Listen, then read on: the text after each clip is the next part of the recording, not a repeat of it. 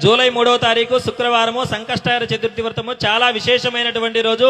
ఈ రోజు మీ సంకల్పం ఏదైనా విద్య, ఉద్యోగము, వ్యాపారము, వివాహము, సంతానము మీ సంకల్పం సిద్ధించాలని మనస్ఫూర్తిగా కోరుకునే ప్రతి ఒక్కరూ ఈ వీడియోను సేవ్ చేసుకోండి, 10 మందికి షేర్ చేయండి.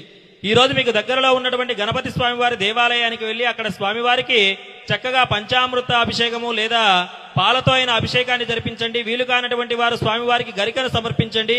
వీలైనటువంటి వారు గణపతికి గరికతో సహస్రనామార్చన లేదా అష్టోత్తరశతనామార్చన కూడా జరిపించండి. స్వామివారికి ఈ రోజు ఉండ్రాళ్లను లేదా బెల్లము లేదా లడ్డూలను నైవేద్యంగా సమర్పించండి. ఈ రోజు ఉదయం నుండి సాయంకాలం చంద్రోదయం అయ్యేంత వరకు కూడా ఉపవాసం ఉండగలిగినటువంటి వారు ఉపవాసం ఉండండి, చాలా మంచి జరుగుతుంది.